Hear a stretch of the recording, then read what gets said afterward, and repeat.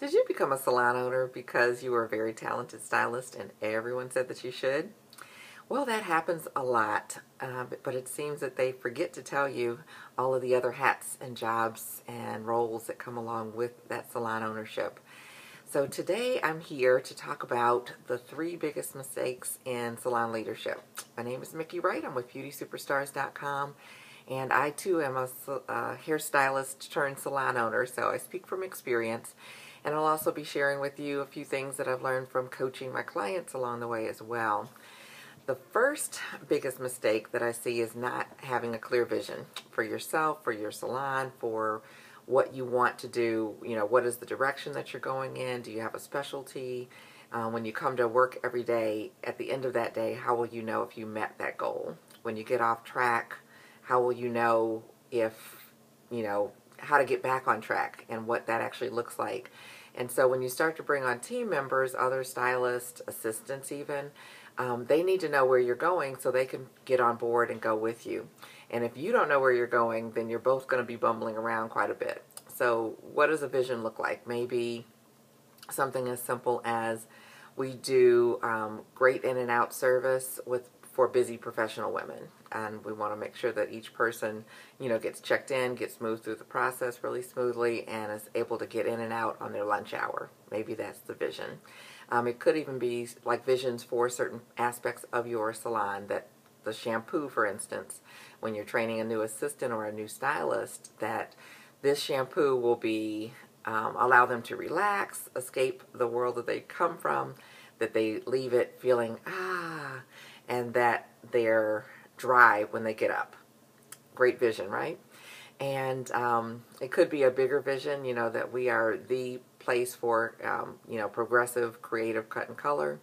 And that's what we're known for. And so anyone coming in, it's like you have to get trained so that you actually know where we're going and can deliver the service to those clients.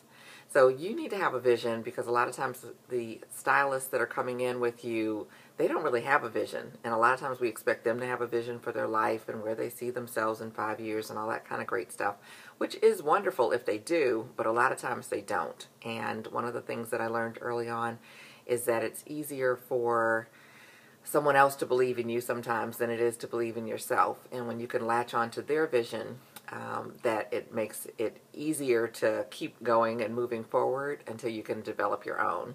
One of my mentors, Salon, was very helpful in just kind of guiding me into his vision until I had a lot of vision on my own, but just kind of merging the two so that it made sense as we progressed and, as I worked in the salon. So that would be the number one thing that I'd say, is that we come in, because we love doing hair and we have no real vision as to what we want our salon to stand for, or the direction that we're going, or how we'll know when we've actually achieved that. The second thing is that I talk to so many owners who are looking for help. They want stylists, they want assistants, they want to fill chairs, etc., etc. But instead of getting someone to help them, they get someone that needs help. I've got to go pick them up. They don't have transportation. They can't stay late. They've got a lot of personal issues that are keeping them from being present at their job. And, I feel like I could help them. It's like they really just need to get back on their feet. And all of those things are lovely and can be a great way to give service in the world and to give, in a charitable way. But when you need help, you don't need someone to help. You need someone who can help you. Someone who's excited, who's ready, willing, able to be there on time every single day, ready to give 110%. Obviously, does that happen every day? Maybe not every day, but they need to be pretty close. They need to be whole and healthy when they come in to join you and have a passion for the business. You can't give someone else passion. So I'd say that would be the number 2 biggest mistake that I see, because you actually spend a lot of energy, time and energy, and a lot of times money on things that aren't moving your business forward. And the whole intention was that you would get some help because your business is already growing. You need some support and some assistance. So keep that in mind. It's like no projects. No projects is what I'd say. The third thing, just referring to my notes here, is as salon owners, a lot of times we can feel like, well, I should know it all. and I have to do it all, or it's not going to get done, or it's not going to be done the way I want it, or right, quote unquote, right?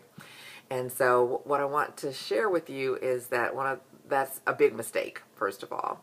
And you don't have to do it all. You don't have to know it all. And a lot of times we have team members who can be supportive and bring their strengths to the table if we only allow them, if we only ask them, what are your strengths? What are the things that you like to do? It could be someone that likes the computer. They're always on the computer. That could be the person to input, your client information into the computer.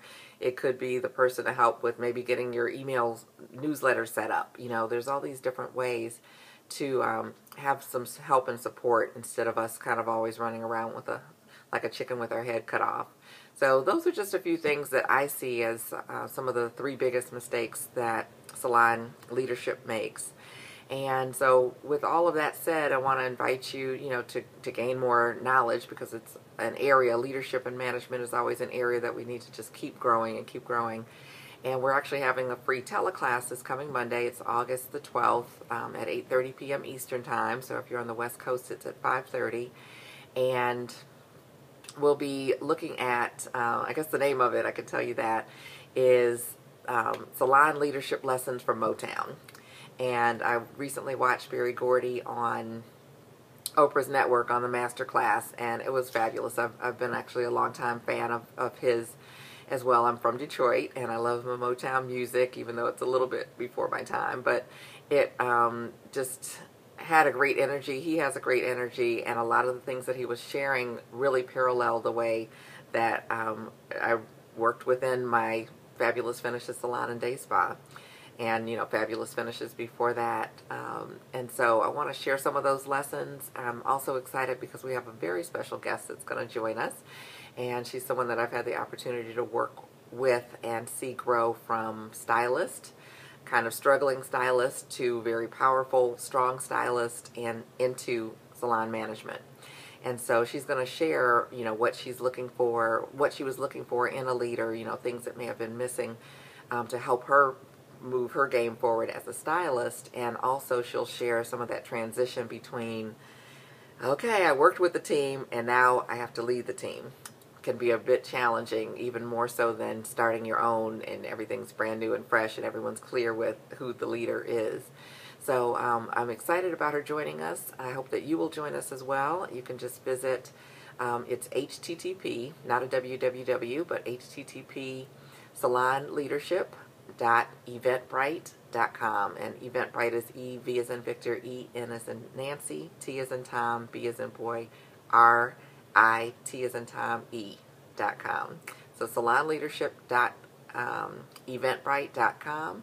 It is absolutely free. You just need to sign up, and we'll send you the phone number, and we'll look forward to seeing you on Monday evening and helping you be able to eliminate some of these mistakes, some of these leadership mistakes, and really be able to lead your team in a way that will help you to reach your goals and dreams of when you actually decided to become a salon owner. So as always, I'd like to wish you a great day and ask you to keep reaching for the stars. Again, I'm Mickey Wright. I'm with BeautySuperstars.com, and we help stylists and salon owners to be able to turn their passion for beauty into a fun and profitable business. So look forward to seeing you soon. Have a great one.